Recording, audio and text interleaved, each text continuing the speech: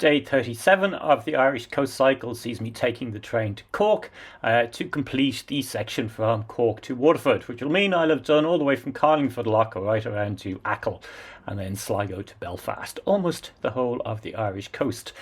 So here we are initially going through Cork City, which it's a big city, so it's busy, a lot of traffic. This route takes you across to where the stadium is. It's probably the fastest route out from the train station. And if you're heading north, although you might think it's not the route you should take, it's by far the safest route because it enables you to miss the very, very busy roads that head out of Cork directly from the train station. So a good section of this road is along the old Cork to Mahon rail line. It's a busy mixed-use route, so quite a lot of pedestrians walking it and also quite a lot of joggers, but it's actually pretty wide and takes you right over Cork Harbour on this bridge, which is kind of cool. Get a good couple of nice views from that. And then once you get across to the other side, you can either continue to follow it around to Passage West, or you can do what I do, which was go up over Monastery Cross, which is this very steep hill that climbs up above Cork Harbour and then down to Passage West. So Passage West is the other place not to confuse with Passage East and vice versa. It's the ferry that takes you across to Cobh. No need to book on this small ferry. I'm not even sure you can. In fact, it just crosses back and forth continuously. So the road into Cobh is quite busy.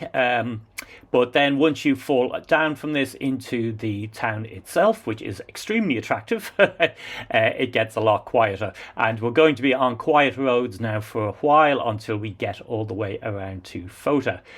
So if you look at Cork, it's basically one vast harbour, and the route we're taking is kind of bringing you around the harbour, all the different bits of it, and Cobh is on what's called Great Island. So what we're going to do now, and we're doing the long way round because this is the Irish Coast Cycle, what we're going to do now is we're going to follow the coast of Great Island all the way around. This end of Great Island around Cobh is relatively busy. There's quite a lot of houses. It's, commuter distance from the city.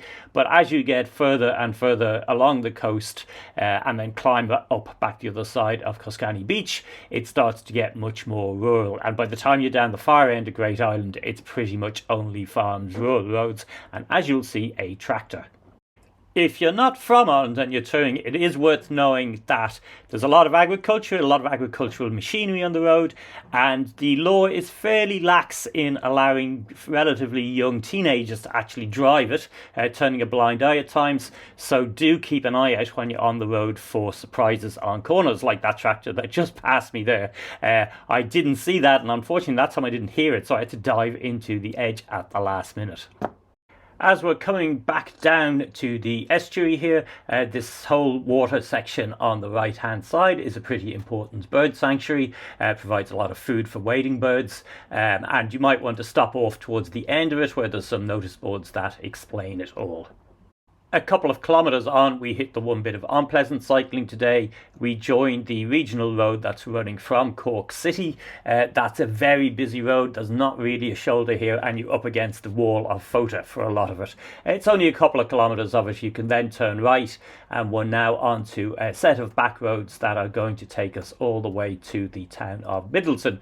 That Middleton was my destination for the day. I'm going to go a little bit past it, but this is very much East Cork. It's good farmland, it's nice stone walls, and this road at least is quiet because there is a very busy, very, very busy major route running just a little bit parallel to it and to the west, I think.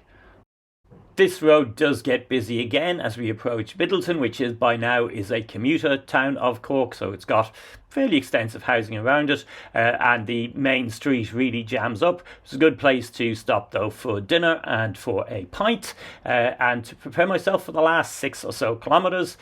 So for this relatively short 3-night leg of the Irish Coast Cycle, I decided I wasn't going to be camping or even wild camping. I was going to stay in B&Bs.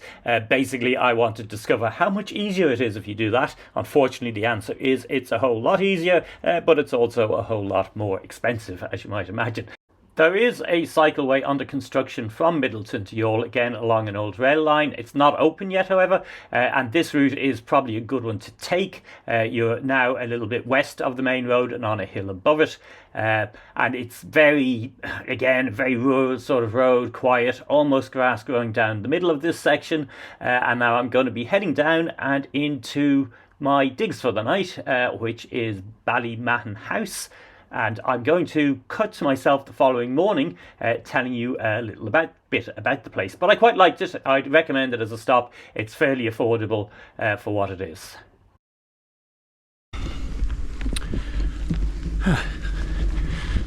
So that was a good stay last night. Place I spotted on Booking.com that was cheap and looked kind of nice. I think it's called Ballynona House, but I'll put that down in the link. It's about 6 kilometres off the Eurovelo route from Middleton, up on a hill, and it's quiet roads to get there, so actually it's quite a good cycling destination. The owner said she got a fair few cyclists, but she wasn't aware actually how close she was to Eurovelo 1, which I would guess is why people are ending up there. Along with the fact that it's good value. Lovely old house, basically.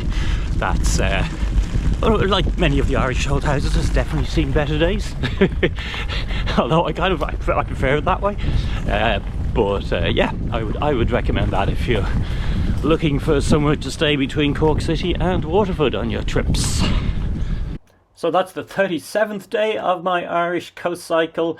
Give the video a thumbs up if you enjoyed it, and give the channel a follow to get more from me in future.